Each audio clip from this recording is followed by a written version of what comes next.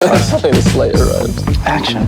Welcome to the Hollywood Reporter Roundtable's The Actor.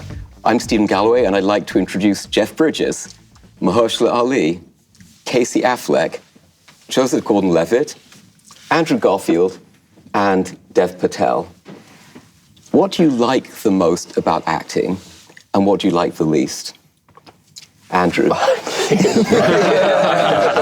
You know, he was dreading it. Admitted. At the floor. I was so tempted. He said, go gently on. I was so tempted to go in that direction. Hey, come on, you've been talking about it all morning. What you love about acting. Well, my favorite thing about being an actor.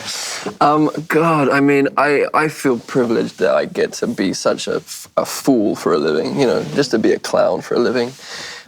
God, it's hard to not sound pretentious, so I'm just gonna not worry about it. But we're all actors dressed in black, so I'm sort of saying. But you're naturally pretentious. So. That's right, yes. Thank you. Yeah, no, I like knowing everything that I can. I love the fact that I get to train for a year as a Jesuit priest and then train to be a carpenter and learn how to make a rocking chair and frame a house and I just want to know. I want to know everything about everything, and that's not possible, and it won't be possible. But it's that horrible thing that I know I'm not ever going to be able to quit. I'm not ever going to reach. It's like Neil Young has a recurring dream where he has the perfect melody, and he wakes up every time after it and can't remember. And that's kind of what it is for me. And like sitting with actors like this, it's like there's something to aspire to always. There's somewhere further to go, and the thing that I hate about acting is everything I just said. No, I don't know. The longing is so fucking painful sometimes. I don't know if I can say bad words, but no, it's like a longing pain, which is equally beautiful. And there you go, guys. Fucking hell. Hang on. What was the last part? Joseph. Yeah, I would echo sort of what he said. You get to be different people, and that I think is sort of. It's inspiring because it shows you that you don't have to be anybody, or you can be whoever you want to be, and that life itself is sort of a creative process. And I really like that idea. It sounds, it feels empowering. What don't I like? There's sort of been maybe in the last 100 years or so, since the sort of heyday of Hollywood, there's been kind of a merging of actors and royalty. Into celebrity, and on the one hand, it's tough to complain because it's a really privileged life I get to lead doing this. On the other hand, I think the whole celebrity thing is unhealthy, and I feel bad being a part of it or feeling like I'm perpetuating it. So I guess there's a downside. What made you want to be Snowden? It started just because Oliver Stone asked me to do it, and I'm such a fan of his movies, from Platoon to Born on the 4th of July to Wall Street, there's so many great movies that he's made. And the truth is that when he first asked me to do that part, I was excited, but then the next thought I had was, okay, wait, Edward Snowden. I know I've heard that name, it's been in the news, but which one's he and what exactly did he do? And I realized I didn't honestly know, and so I had to look into it, and once I did some learning of my own, I realized I'm really grateful for what this man did, and I consider it an honor to try to help tell his story. There's so much confusion about what he did. There's a lot of misinformation about what he did and didn't do. Did you meet him? I did meet him as well as his longtime girlfriend, Lindsay Mills, who's played in the movie by Shailene Woodley, and we talked about all kinds of things. But what was really useful for me is I can read about what exactly he did and why, but what you can't necessarily get from watching him give an interview or a speech or reading an article about him is those little human things, which that's what I was looking for as an actor. And the funny part is he's a private guy, and he's always trying to take the attention off of himself personally and put the attention on the issues that he's raising.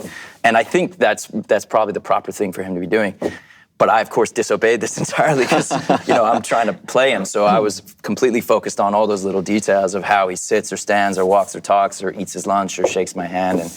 And those were the really invaluable little nuances I could gather by sitting in a room with him in person. I'm not lashing out, I'm questioning our government. That's what we do in this country. That is the principle that we are founded on.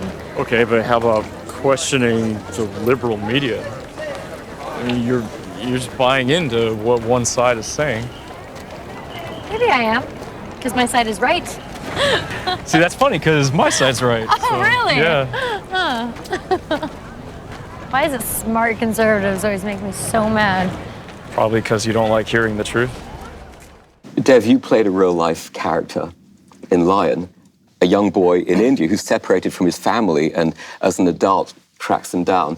When you met him, how did that shape the way you played the character? It was like the most terrifying thing I've ever been through because I'd shot the end of the film first. The most emotionally pregnant part of this movie was done. It was in the can. So I was like, God, he's going to meet me, and I don't know if he's going to like me or... And we look completely different. But I kind of felt so connected to him because I'd been living as him for 8 months, you know, so I felt like I know this guy, so it was really weird.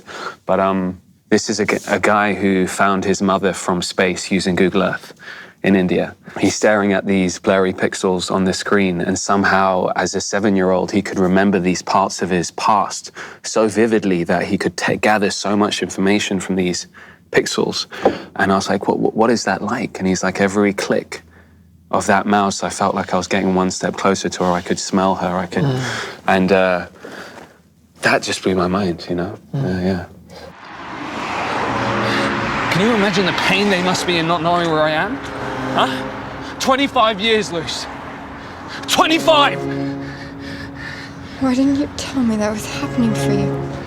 We just want to bow in our privileged lives. It makes me sick. I have to find home. They need to know I'm okay. So what did you like and not like about playing that role? You know, I don't get roles like that, ever. You know, to be able to be shot like that, to say such words of gravitas and not be pandering to someone else or playing a sort of, you know, tech geek or this or that, to be able to adopt that space, it was a transformative journey, you know. Being able to put on an Aussie accent and just be an everyman, a modern 20-something-year-old meant a lot, you know, and it's something I could relate to about someone who's suppressed his culture and a part of himself for a while to try and fit in. And then all of a sudden, having those memories come back when I first went to India for Slumdog, it was a light bulb moment, you know, and all those cliches I had of the country and the people, it kind of was all dispersed straight away. So we had a lot to talk about. Jeff, what do you like and not like about acting?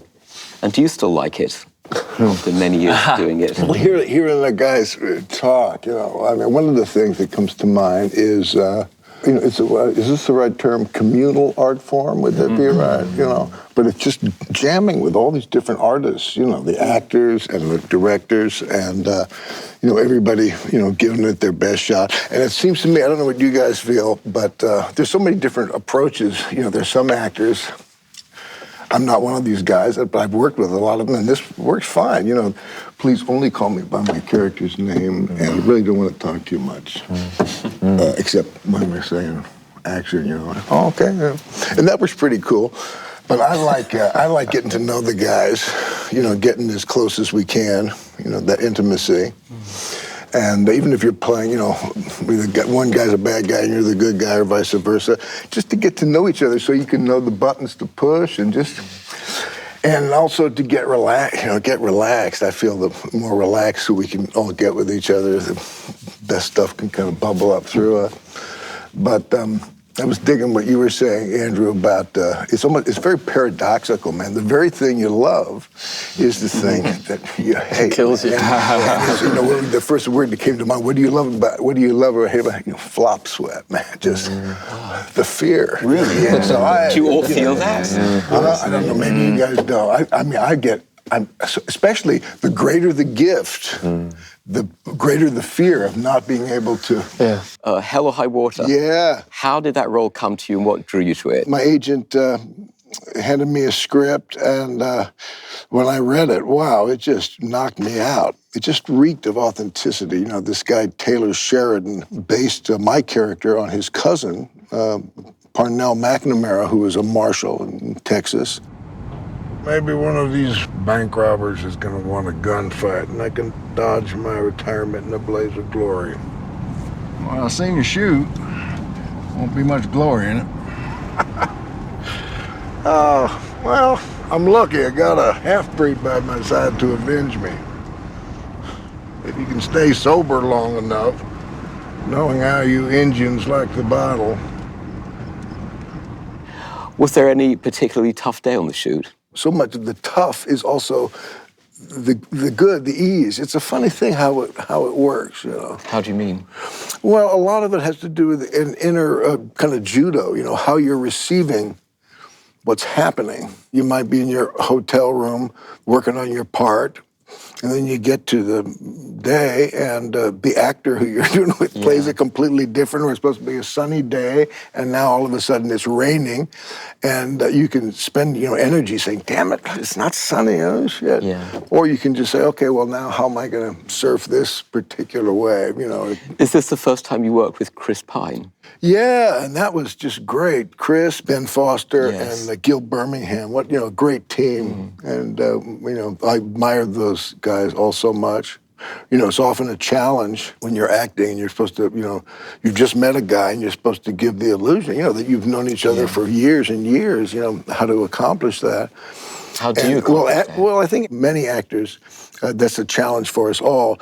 So we know we got to get intimate quick, man. Yeah. And one way to do that is through music. Some of you guys, probably play guitar or something. There's a lot of music going on in movie sets, and that's a wonderful way to play. You listen to it, or you play it together? No, you play guitar. Because it's all about harmonizing, singing together, making music together. Yeah. That's what making movies is all about. It's another way to look at it, anyway.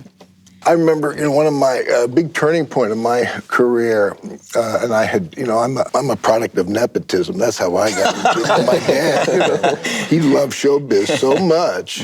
Lloyd Bridges, he wanted all his kids to get into it. I said, "Oh, but Dad, I want to do, music." He says, "Don't be ridiculous.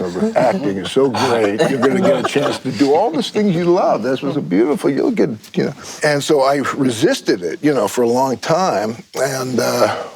Maybe about 10 or 12 movies in. I just finished a movie, and I don't know what it's like with you guys, but usually after a movie, I say, "Oh, I don't know if I ever want to do that again." My pretend muscle is just exhausted, And I get a call from my agent, and he's all excited, and he says, "You've just been offered by John Frankenheimer, a great director, to be in The Iceman Cometh with Frederick March, Lee Marvin, Robert Ryan." And I said, "Oh, well, thank him, man, but I'm bushed. Thank him." And he says, "You're bushed?" I said, "Yeah." And he hangs up. And about 5 minutes later, Lamont Johnson, who I just worked with in this movie, he calls me up and he says, "I've heard you turned down John Frankenheimer shooting The Iceman Cometh." And I said, "Yeah, Lamont, I'm bushed." He says, "You're bushed, you're an ass." And so I thought maybe I'll just do a little experiment on myself, because I was wondering, am I going to be able to do this acting thing, because it's a lifetime thing. So I said, well, I'm just going to throw myself into this, and it'll probably be the final nail in the acting coffin, and I'll give it up, but I'll just throw myself into it. And it was 8 weeks rehearsal with these old guys, with Frederick March, and most of my scenes were with Robert Ryan, And to see their anxiety that these guys had and the fear of, doing the thing justice, man, this great, Eugene O'Neill, are we gonna? And then to see the joy that they had at the same time, and I was just kind of caught up in that and realized that this fear and anxiety probably will never go away, and it's just, it's your buddy, how you play with it, how do you dance with it, and... Do you have that same fear and anxiety? Absolutely, and I think for me, I think I just try to be aware that in some ways it's an indication that I'm in the right place, because I think that the fear is kind of informing me that I'm at the place where the known is ending and the unknown is beginning, and that is our job to consistently put ourselves in a position where we're uncomfortable and going beyond our comfort zone, because it's very much a relationship of call and response. And so you kind of continue as you are, if you're fortunate enough to build a career, a little pebble is put out in front of you and you got to step toward it, but with each step, you're hopefully going further out. and getting beyond what you've done before and exploring territory that is yet to have been explored. And so you have to really make friends with that fear and that discomfort, and it's a bit of a tightrope walk. And you tend to what was be the okay. tightrope in Moonlight? And it's a tricky role because you're playing a drug dealer, and yet a guy we fall in love with, Yeah, well, a few things. I was playing an Afro-Cuban that I don't know. I've been able to make a living of finding myself playing characters that kind of are in a certain world. So you look at House of Cards and you look at like some of these FBI type parts, and you find yourself being thought of a certain way. And I think that's the good fortune of working, where people start going, oh, you would be great for this. But then the part I hate about it is that how people see you can become very narrow at a certain point. And so it becomes a fight for you to sort of be thought of in a different light, or also fighting your own fear about wondering if you can do something beyond what you've done already.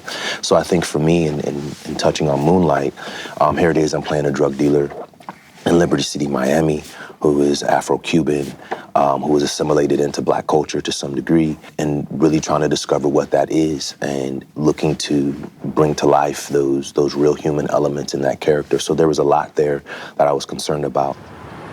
I found him yesterday. Found him in a hole on 15. Yeah, that one. Some boys chased him in the cut. He's scared more than anything. He wouldn't tell me where he lived till this morning. Well, thanks for seeing to him. He usually can take care of himself.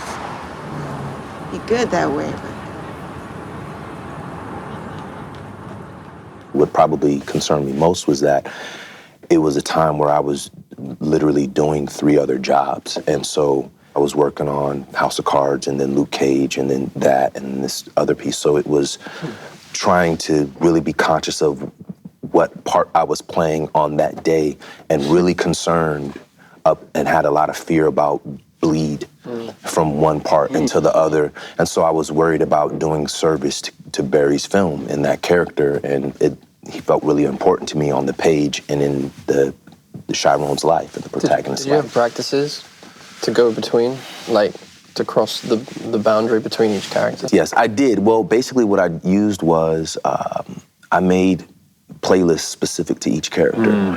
So when I would get in my trailer or be traveling to that gig, I would really only listen to that character's music, so that I think I use that as a beginning or an end into that world, because they're very different places and different characters and different experiences, So I would use that. Yeah, that would be the first step.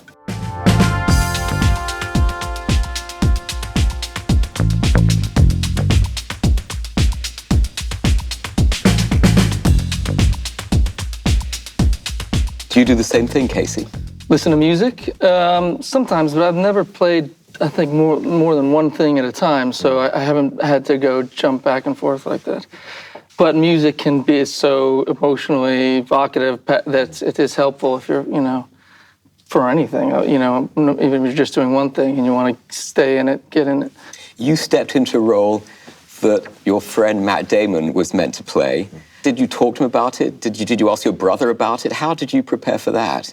No, that was Matt was going to direct that movie, and then he decided not to, and so Kenny, who had written it and really was the only person who should direct it, stepped in to do it, and then he asked me to do it, and that happened sort of long before we started the movie. So I don't know how you guys feel, but talking to other people about a part is not helpful for me. I don't say, how should one play this? It's such an internal and complicated and still kind of mysterious process, of getting get from the first time you read it to being there and being that person and sitting there and doing it. Sort of everything helps, but it's almost all inside, except for the rehearsal with the director, which I don't do that much, but on this movie, he wanted to rehearse a lot and talk about it, which is kind of what was the fun part for me, is sort of just endlessly talking about, like, why does he do this, or why does he do that, or why doesn't he? And I really get into that, and you talk through it, for hours, then you come back to, I think you should do this, I think you should do, and it's just a way of believing in it. I have to say I'm somewhat taken aback. He can't live with me. I live in one room.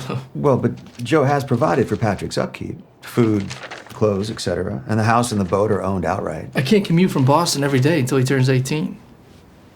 I think the idea was that you would relocate. Relocate to where? Well, if you Here? look, as you can see, your brother worked everything out extremely carefully. But he can't have, yes, can't have meant that. What was the toughest part of that shoot? On movies that are small like that with a low budget, there's always one of the challenges is you don't feel like you have enough time. So sometimes you're doing stuff, and that one was an extreme example of that, where sometimes we would only have time to shoot half the scene. So we would just shoot this actor and then say, like, we're not going to get the other scene. And so half of that scene, the whole scene just plays on one person. And then you think, like, okay, so, you know, he spent a week working on that scene and we're not going to shoot that half of it. That's okay. And it still holds together, which is a testament to sort of Kenny knowing which sacrifices to make and which not to make, really having a hold on the situation and knowing, like, which limbs to cut off and the thing could still live.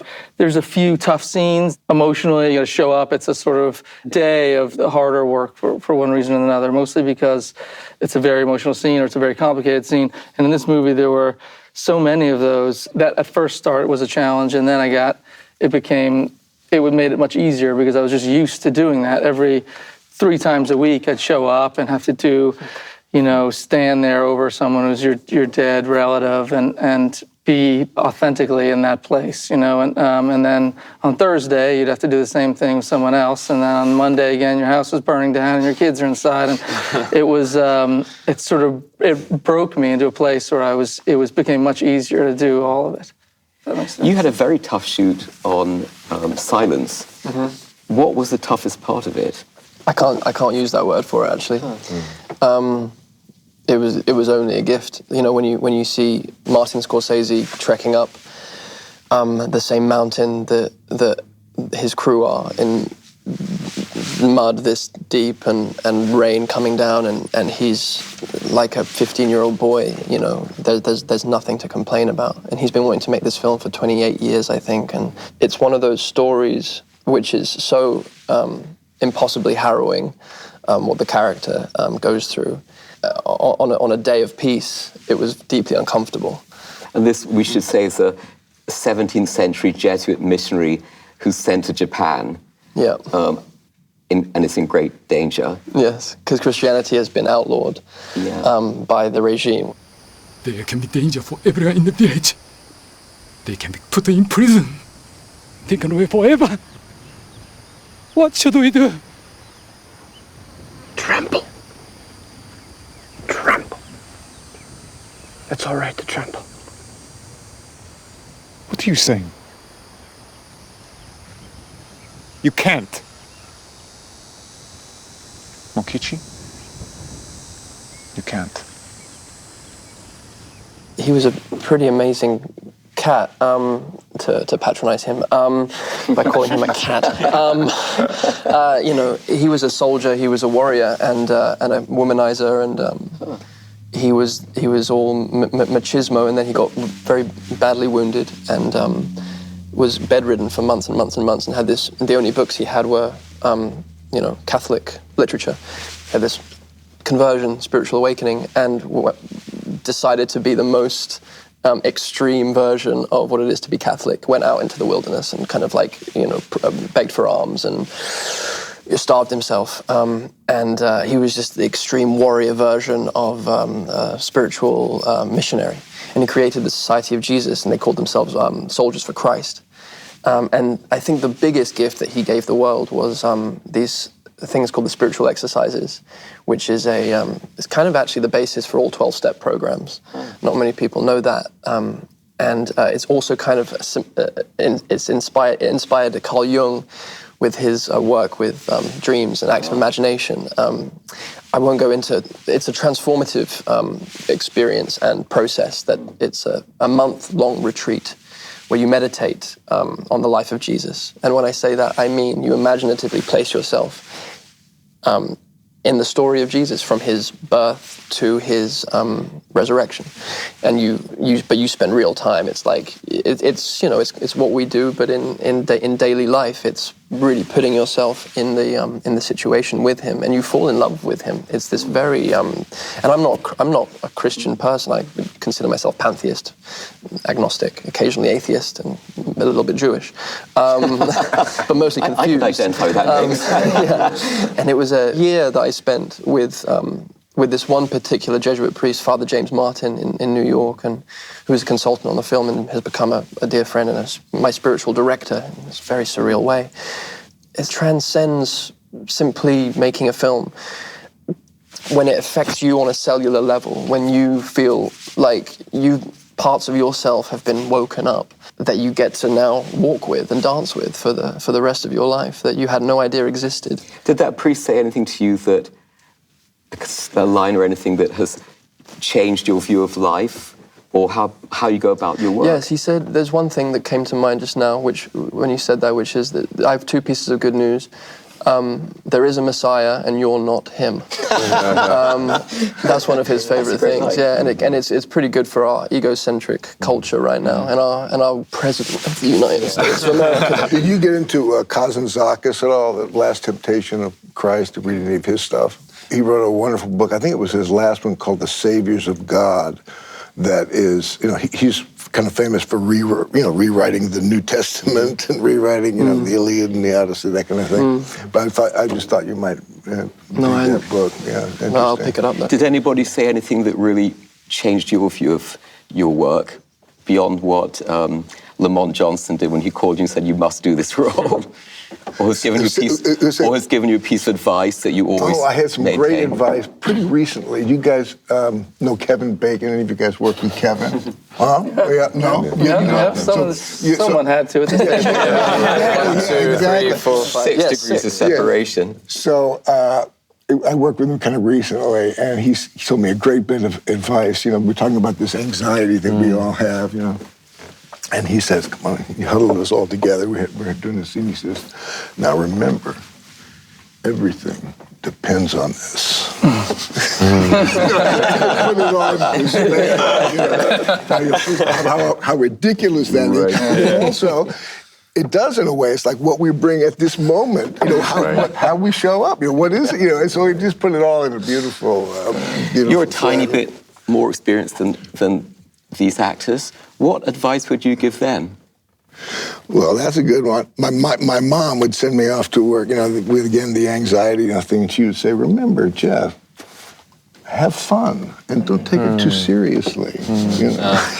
That helps a lot. Do you have fun when you act, Casey? Not in the traditional sense of fun, I don't think, but it can be very satisfying, which is a kind of fun.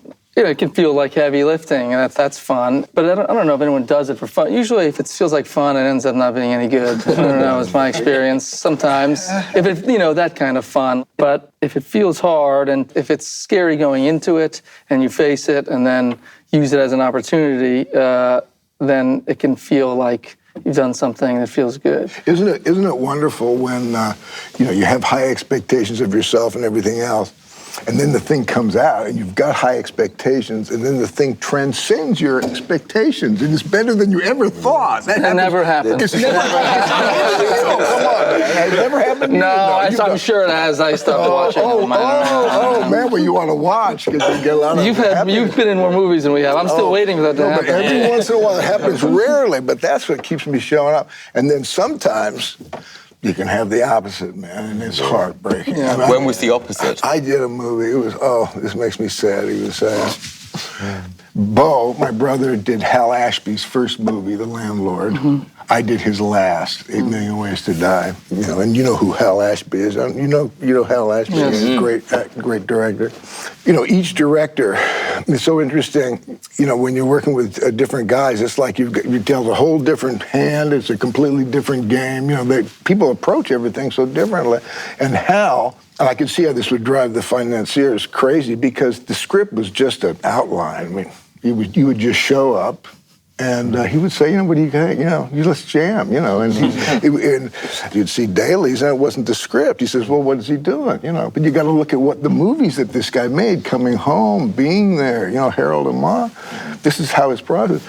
But they had no respect for him. This one producer, he sabotaged Hal, terribly. He sent a spy. This was kind of clever of Hal. He sent a spy in there to watch us and report back to him. And I was playing an alcoholic in this film. And I would have a big AA speech where I get up there and do a monologue, But it's not in there. It just says, I said, well, Hal, what do we do? He says, why don't you go talk to Billy over there, the spy. Yeah, I think he's an alcoholic. Maybe he can help me out. And he slowly, he brought the guy into our camp, And so anyway, it went on like that. This was Andy Garcia's first movie, too. Oh, wow. And finally, this guy showed up, the producer, and he had about 3 or 4 days to go, big scenes. And he said, I'm shutting you guys down. Today's your last day. I said, what are you talking about? He says, yeah, this is it. So Hal went into his trailer, he probably burned one, came out, and he said, I've got it. And he truncated these 3 days into a telephone call that Andy would have on the phone. So we did the thing. Hal gave it to his editor to assemble, and then the producer went in there, fired Hal, kidnapped the film, and then just cut it against the grain.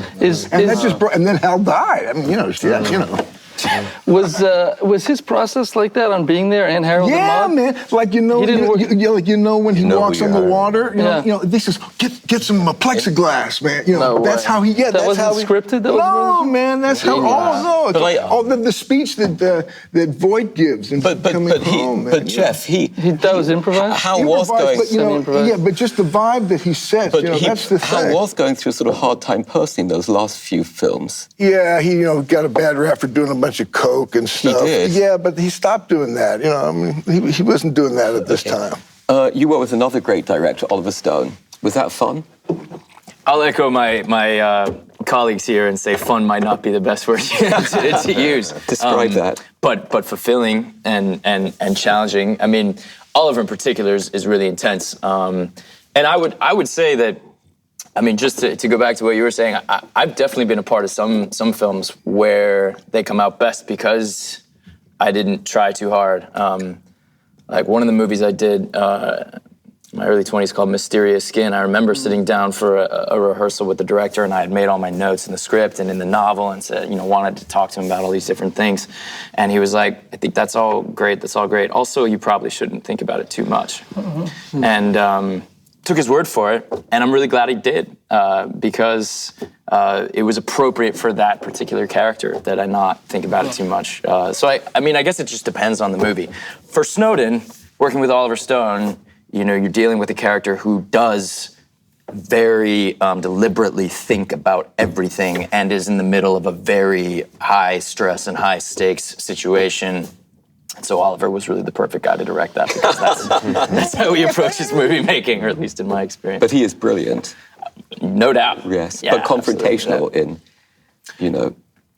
everything, in his entire life. Yes, that's how he sees the world. That's why he makes the movies that he makes. And that's why I think, if I may, that's why I think he's such a great A, filmmaker, and B, patriot.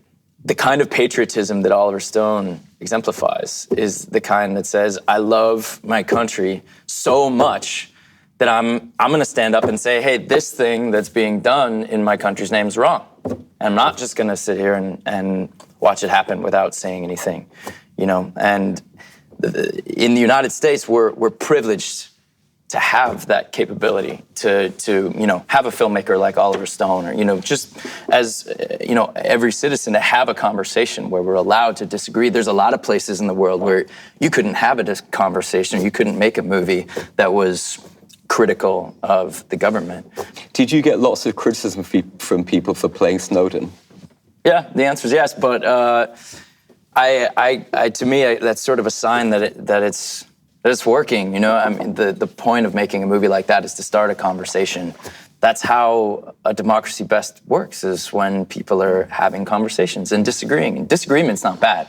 Controversy's not bad. That's how you're gonna work things out and make progress, is to, you know, bring your point, okay, you bring your point, and we'll talk about it. That's productive. It's when you all disappear into your own echo chambers and you're only listening to people who agree with you, having conversations or reading, you know, Facebook feeds of people who agree with you, and you never expose yourself. But that's happening more and more, isn't it? Yes, it certainly is, yeah. Casey? I agree with him. No, I'm just kidding. Yeah, oh, I get it. That took me a second. I was so happy for a second. I was like, yeah, he agrees. No, I do agree. Is there a real life character you'd all really like to play? Or is there one that you would really not want to play? Jeff Bridges. Yeah. Mahershala, what about you? Jack Johnson. Why? I think there's something about him right now that would really resonate with our culture. Someone who was definitely trying to live life or going to live life on his own terms, who was very much flawed, you know, hyper-masculine, but also really being aware of the soil of that time and what he was coming out of, where he came from, making certain choices that he made were both a statement of his own presence and masculinity, but also I think in some ways a cry for help. So I would love to play Jack Johnson. Like, Dev, what about you? I don't know what I'd like to play. I know what I'm afraid of playing. Namely?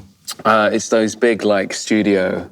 Really? You know, like those big movies. My agents are probably like, what is he saying right now? But no, after I came out of Slumdog, I went on and did a film that was not well received at all. And, you know, like the budget of this film, I mean, the budget of Slumdog was like the budget of the craft services of this movie. And I completely felt overwhelmed by the experience. I felt like I wasn't being heard. And, you know, that idea of artistry or feeling connected to the character or the material, that was really scary for me, you know. And that's really when I learned the power of no, the idea of saying no. Because I was 18 or something, and I was just like, okay, I get it. You know, there's millions of adults telling you what to do, you should do this, is great. And on paper, everything sounds amazing. But to listen to that instinct you get when you read those words for the first time. What did you say no to? Lots since then, you know, lots since roles, you mean, or? Yeah, in everything, you know, but mainly in the work you choose. But, you know, to be able to have the confidence to say no. Because afterwards I came out of that and I saw a stranger on screen that I couldn't really relate to.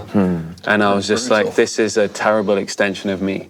You know, this is not what I want to represent in any way. They're all laughing. You've been through that too. I was only laughing because he was laughing. Yeah, exactly. Sorry, is it not making sense? No. No, I think Ann and I have done been in the super world. Yeah, no. But it's brutal. It's so wild.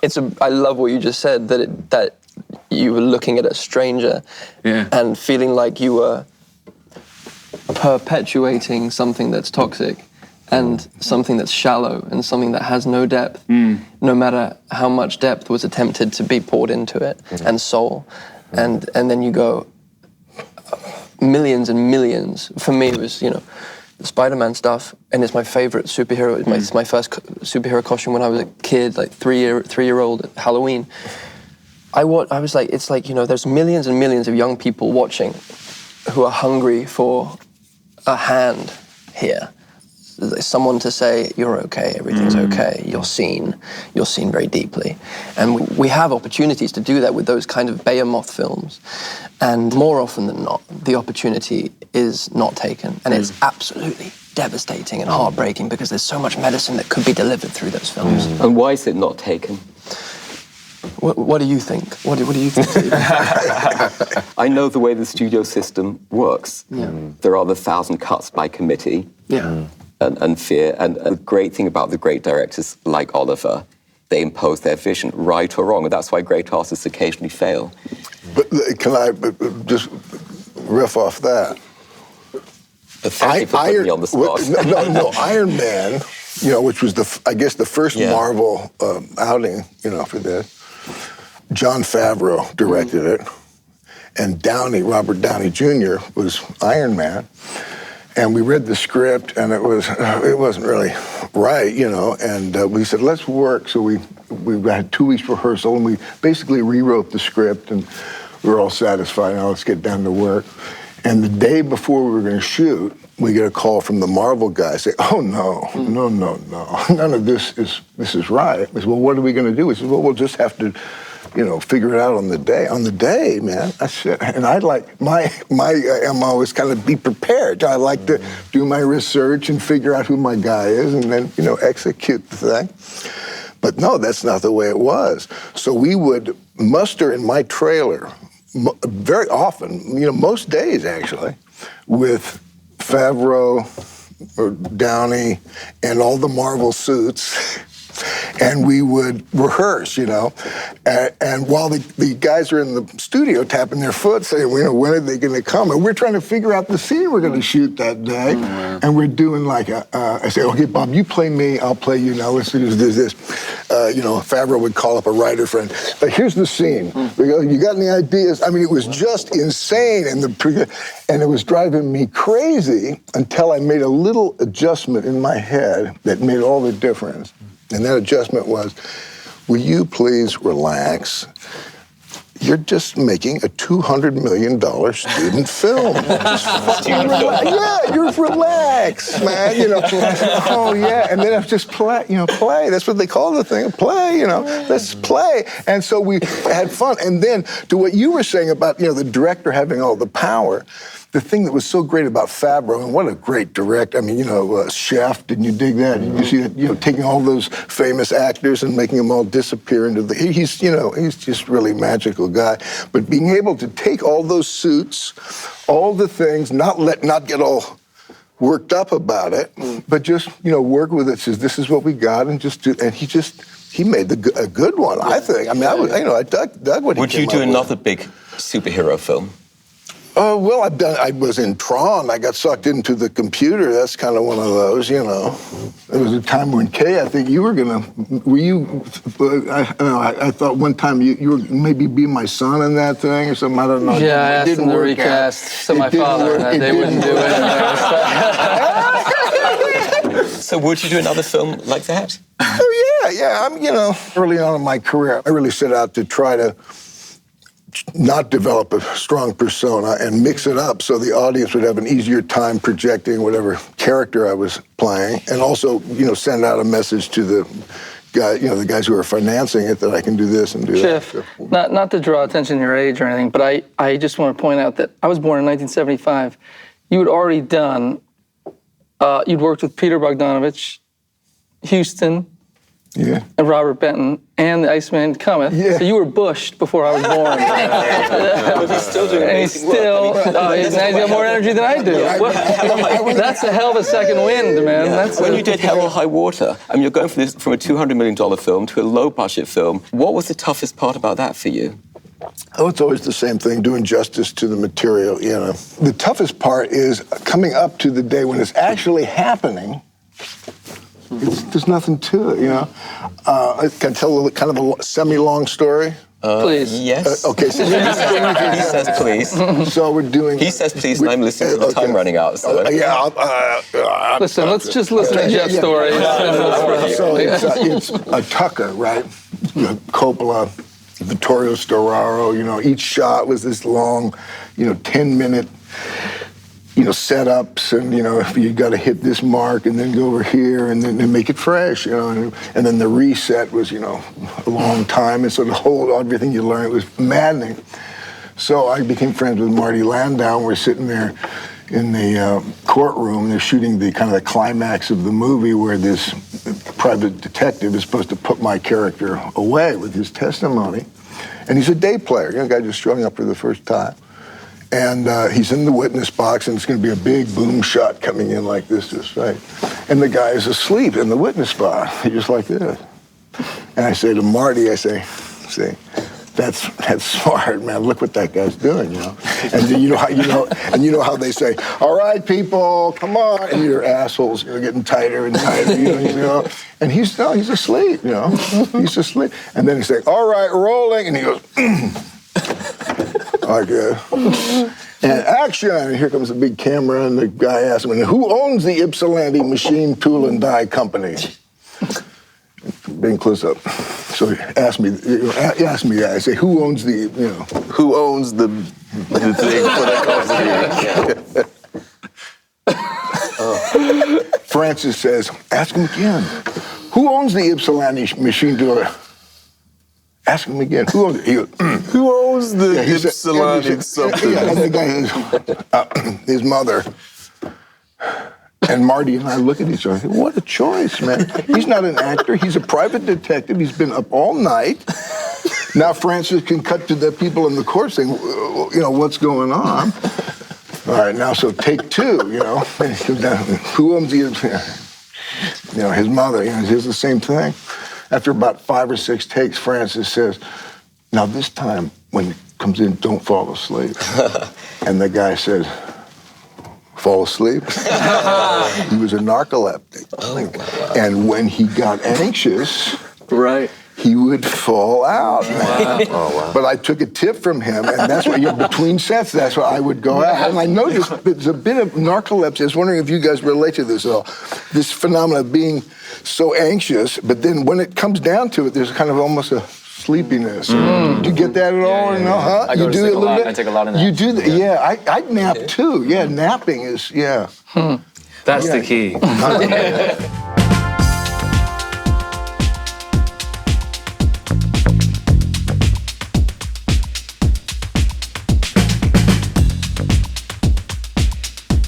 Jeff was talking about playing lots of different roles and deliberately choosing very different roles. Do you think that those roles are more limited for you because you're both minorities? I feel sometimes just because you want to work, you're thirsty to get in front of a camera, pay the rent, whatever it is, you have to take on the mold because that's all there is to break the mold. And you can push the bar a little bit in that space. And I had that when I did a TV show called Newsroom, for instance. I was the tech dude. When I stepped onto that, I was just so happy to have some work, something steady. And, Aaron Sorkin, he really started throwing me more and more bones, and it kind of built into something a lot more substantial. That's really what it is. My motto is, sometimes you've got to take on the mold to break it. What do you think? Well, I think 2 things. I think it has to change from the inside out. So there have to be people with more unique experiences or people of color being in positions to create content. So therefore, their stories, which are, if you're writing those from the outside, and if you take who's traditionally is hired to, or their films are greenlit, and they're kind of doing a cultural tourism thing, and you go in and you pluck a character out of some part of urban America, there is a lens there from a very specific experience, kind of making a judgment of what it is to be this particular person in Oakland or Detroit or whatnot, having not experienced those things. I went to school with some really terrific students, writers and directors coming out of NYU who had really quirky, unique, awesome stories and couldn't get their movies made coming out of school. I graduated in 2000 or whatever, so it was a little while ago. But so those people became maybe sometimes staff writers or ended up doing other things. So I think it has to come from the inside, like a Barry Jenkins, someone who is from Liberty City and having his own experiences that are worthy of a narrative that are different from those who are already being supported. But then I also think that the part of the challenge is in some way, as an individual, to sort of transcend race, so that in you bringing something unique. People are colorblind. Yeah, in some way, so you bring something unique to a character that maybe wasn't written for a black person to play per se. I was going to say that there's sort of, I feel like there's an obligation, as if you're, sounds terribly pretentious, if you're an artist, to something that is to share your own experience in a way that is like truthful and honest. This is what I have to share, this is my life.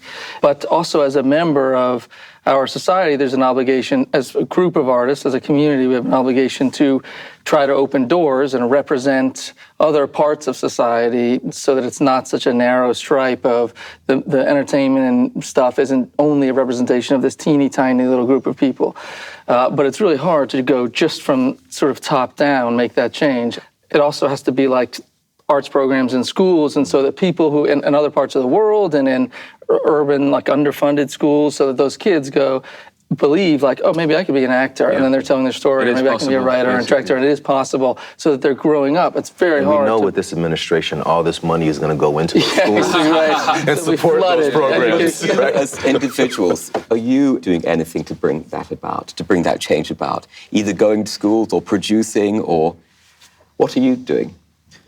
I'll use this as an opportunity to plug a company I started, since you asked. It's called Hit Record, and it's an online community of artists all over the world that come together and make stuff together. And it's really inspiring to watch, one artist in Finland working together with another artist in Nebraska, and they're engaged in a really intimate creative process together. And it's not about living in different places, it's about what they have in common.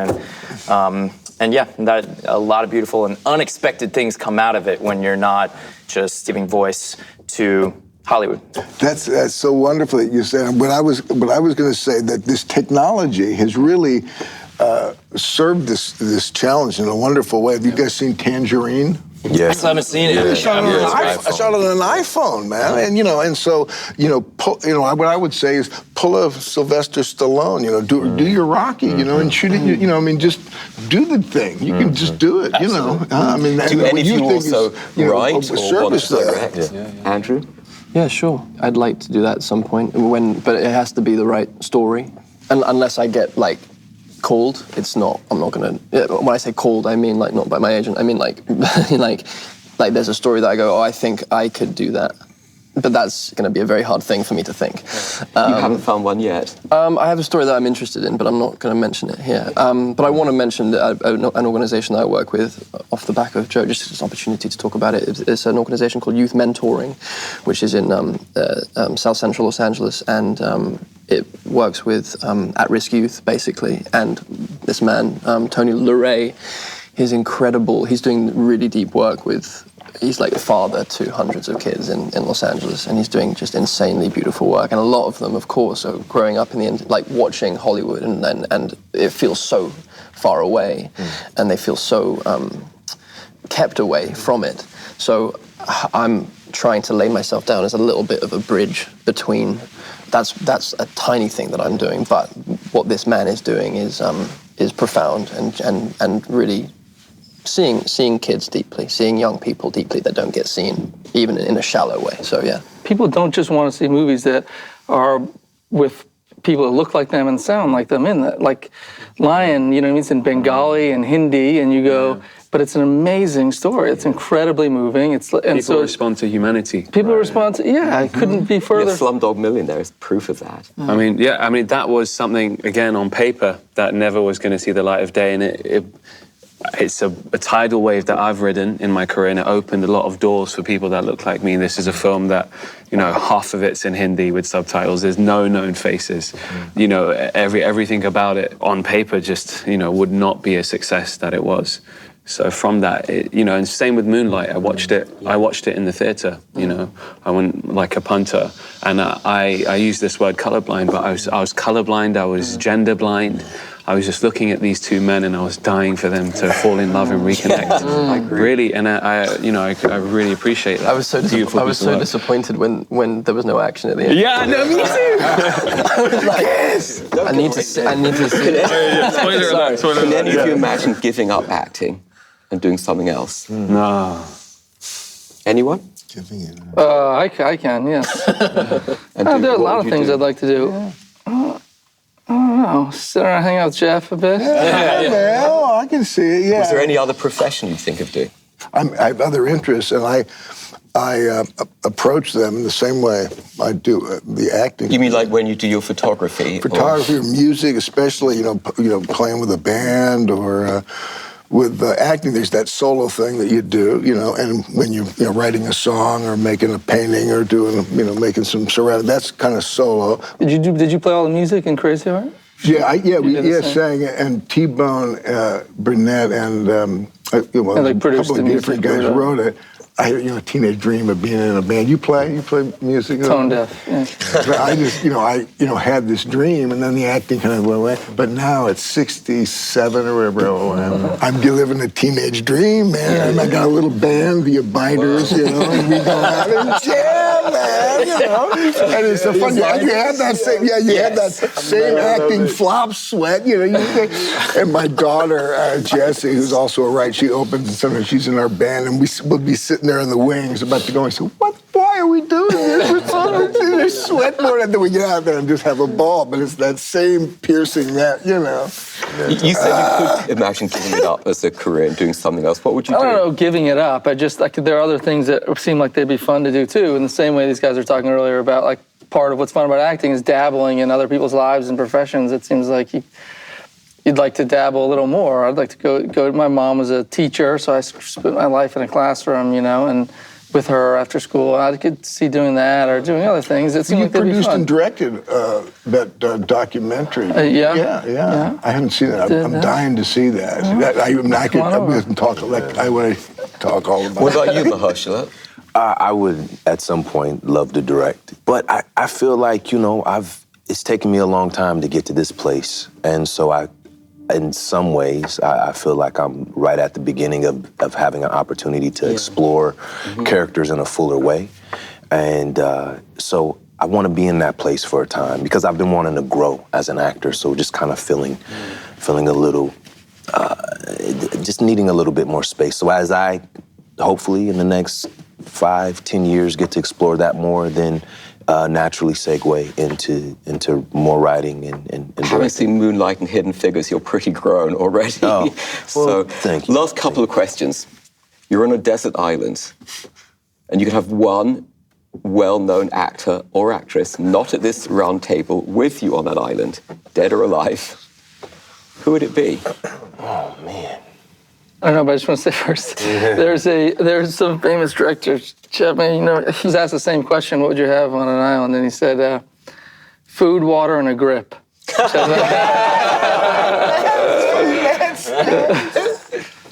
There's one name, Emma Stone. Like, you know, I love Emma, you know, she's all right, she can come.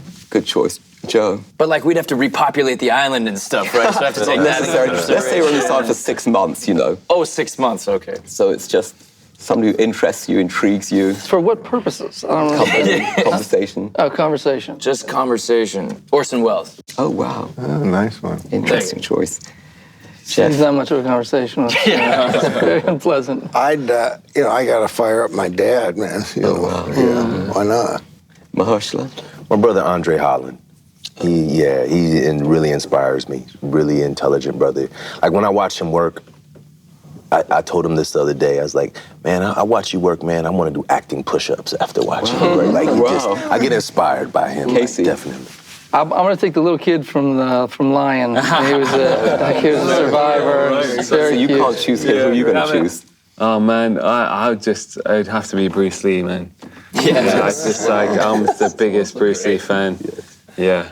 And then very last question, is there one word or phrase you find yourself using a lot that you wish you didn't? Or that somebody used, God, they're not saying that phrase again. Like. Yes. Oh, like is the phrases. Yeah, when I want to like drink some water. I wish I could stop saying that. Who else? I say all good too much. But it's all good. But I go to that too much. And it's a very broad. Because it's not all good. Yeah, because sometimes it's not all good. Nor should it be all good. Exactly. I say to fill a lot of space, I keep saying, when I'm doing, especially with all this press, they're like, they don't know. They're asking you a question. Stop saying and answer the question. Casey? I wish I said thank you more. How's that? That's good. Good. And Jeff, the master, you're last. Oh. The Zen master. No, God. The word that pops into my mind, but I kind of like it, is man. That's gonna be just, you know what I mean, man. Woman would be. I hope you don't stop saying that. Yeah. Good. I'd like to thank you all so much, really, for taking part in the Hollywood Reporter Roundtables, The Actor. Thank you very much. Thanks, Steve. Hi. What's going on? I'm Alicia Keys. I'm Taraji P. Henson. John Favreau. Jeff Bridges here. Matt Damon. Naomi Harris. Thanks for watching. Thank you so much for watching. Thanks for watching. For more videos, Be sure to subscribe. I guess subscribe online for more videos if you want more of that stuff. I don't work for The Hollywood Reporter. They paid me to say that, though.